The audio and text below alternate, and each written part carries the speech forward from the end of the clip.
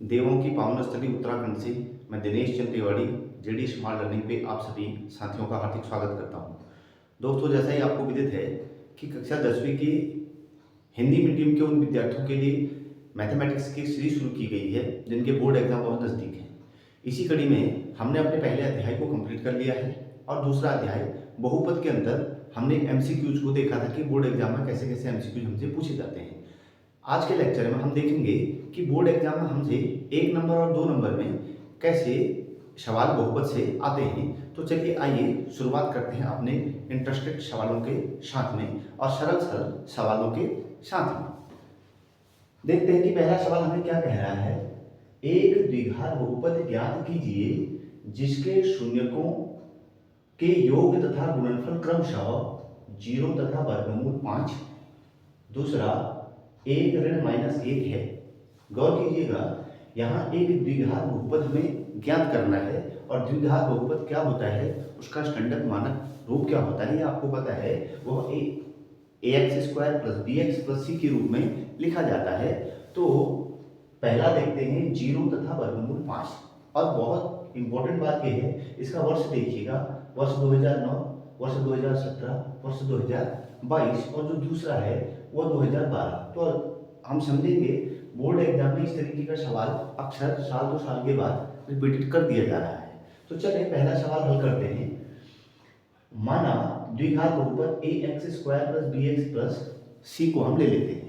इसके अंदर हमें दिया गया है शून्यकों का योग। तो शून्यकों का योग जो पहले लिखा गया उसको आप योग बोलेंगे, जो बाद में गुणनफल लिखा गया उसको गुणनफल बोलेंगे।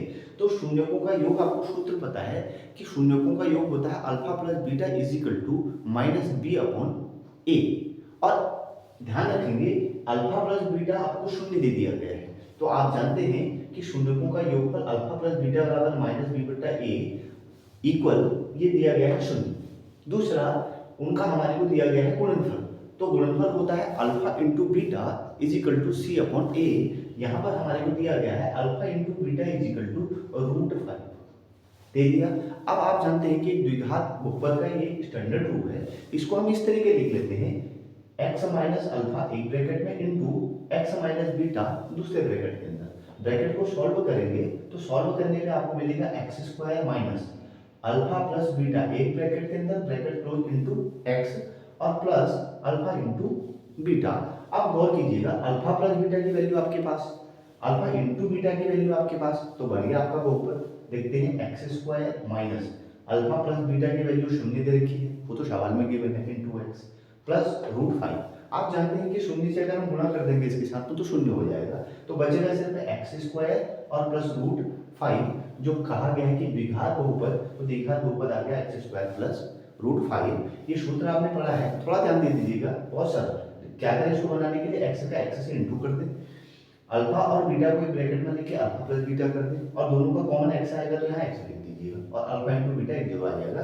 तो सूत्र भी आपका बन जाएगा। दूसरा देखते हैं, इसके अंदर 1 ऋण 1। अभी हमें पहले में दिया गया था 0 था वर्गमूल 5। अब हमारे पास दूसरा है 1 ऋण 1। इसी सूत्र का यूज करेंगे द्विघात बहुपद x - अल्फा और x - बीटा के साथ में।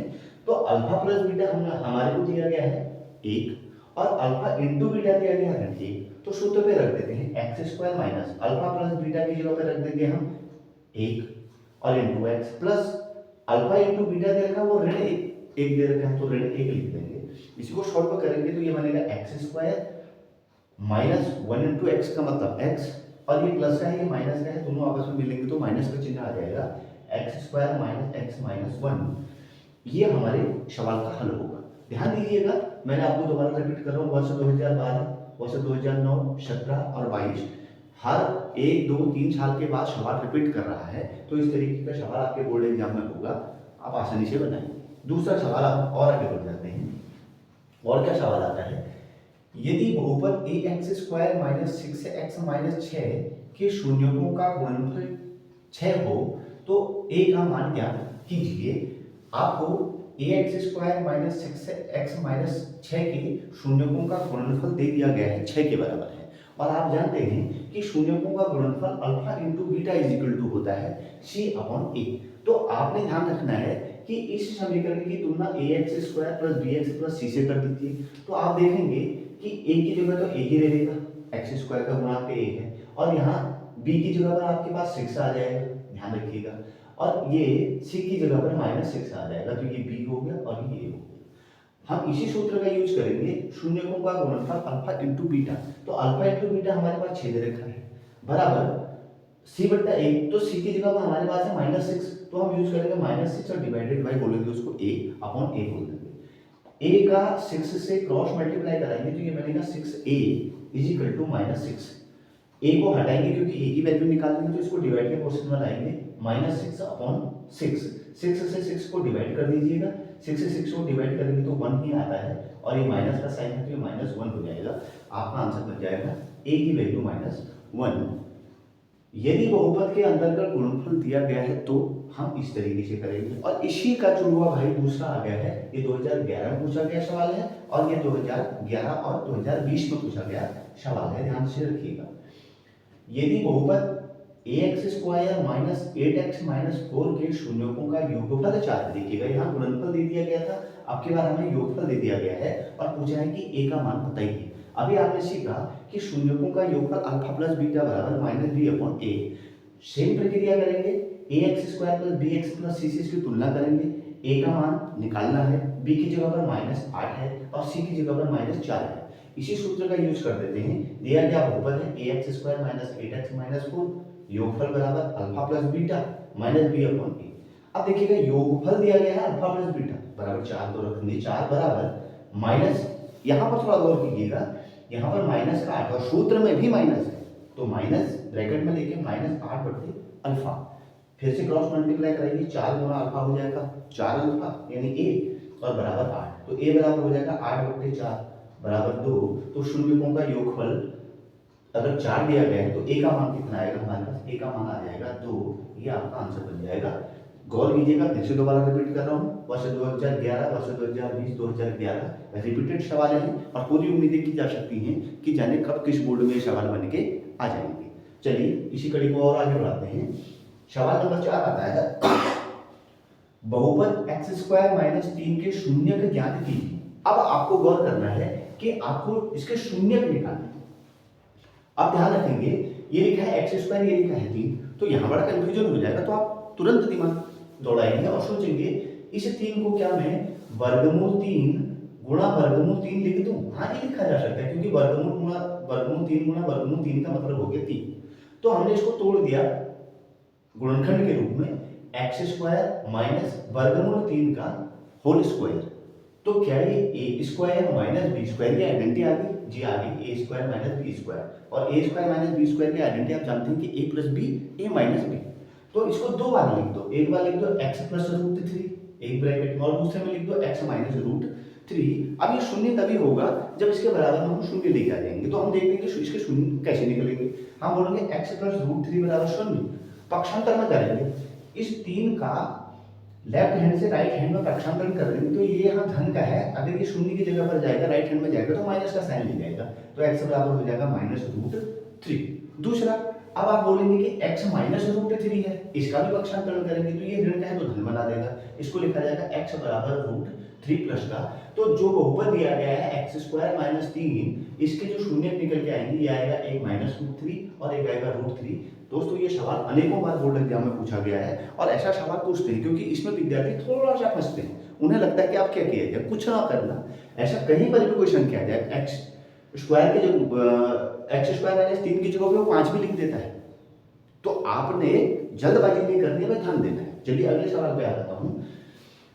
द्विघात बहुपद 3x square minus x minus 4 के शून्य का ज्ञात कीजिए। अब इसी तरीके का दूसरा सवाल, लेकिन पैटर्न बदल गया है, 3x square minus x minus 4। इस सवाल को करने के लिए आपको ध्यान देना होगा, मध्यपद विखंडन का फॉर्मूला, आपको मध्यपद विखंडन के जो सिस्टम होती है, जो तरीका होता है, वो आपको रिकॉल करना पड़ेगा, क्योंकि यहाँ 3 पद दिए हैं, तो सबसे पहले तो इसको पेयर में ले जाकर 4 पद ही बनाते हैं।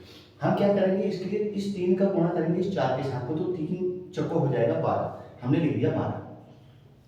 अब इस 12 को हम प्राइम फैक्टराइजेशन करेंगे, तो प्राइम फैक्टराइजेशन सबसे पहले 2 से करते हैं, 2 छक्के 12, फिर 2 से करते हैं 2 तिहाई 6, फिर 3 से करते हैं 3 एकम 3। इसके फैक्टर बन के आए हमारे पास 2 2 और 3। अब इनके जोड़े को इस तरीके से मिलाइए कि वो माइनस या प्लस करके बीच का मिल जाए हमें। तो बीच में हमें चाहिए -1, यानी x अकेला है तो उसका गुणांक 1 होगा। और लास्ट में हमारे को चाहिए 4 3 12। तो देखते हैं 2 2 को मिला दूं तो 4 और लास्ट में हो गया 3। अगर मैं इस 3 में से इस 4 को माइनस कर जाऊं तो मेरे पास ऋण 1 आ जाएगा। बिल्कुल आसान बात है। और 4 और 3 को गुणा कर दूं तो लास्ट का जो संख्या है 12 वो भी मिल जाएगी। तो हमने मध्य पद से क्या किया, इसको विखंडित कर दिया। अब हम लिखेंगे इसको 3x² ऋण।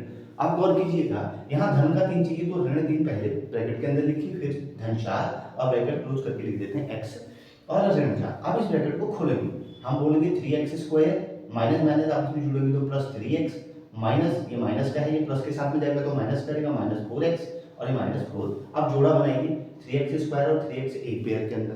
तो इसमें से 3x कॉमन हो गया, यहाँ बचेगा x और +1 एक ब्रैकेट में आ जाएगा x +1 माइनस इन दोनों में से अगर कॉमन देखें तो इन दोनों में से कॉमन 4 आ गया, दूसरे बन गए x +1। अब x+1 उभयनिष्ठ है तो हमने एक ब्रैकेट में ले लिया। फिर हमारे पास बचा 3x - 4 हमने सेकंड ब्रैकेट में ले लिया। अब वही फिर से हम बोलेंगे x + 1 = 0, 1 का पक्षांतरण फिर कर देंगे तो x हो जाएगा -1। और ऐसे ही हम बोलेंगे 3x - 4 = 0, तो 3x पहले माइनस का पक्षांतरण करो बराबर 4, तो x हो जाएगा 4/3। तो ये जो दिया गया वो इसके शून्य हो जाएंगे, एक तो हो जाएगा -1 और एक दूसरा हो जाएगा 4/3। तो दोस्तों आपने देखा कि कितने कितने प्यारे प्यारे सवाल, कितने कितने आसान से सवाल आपके बोर्ड एग्जाम में पूछे जाते हैं और आप सबको ये आते भी थी। आपने खूब मेहनत भी कर रखी है, आगे भी अपनी खूब मेहनत कीजिएगा, इस चैनल में बने रहिएगा। बहुत बहुत धन्यवाद, थैंक यू वेरी मच।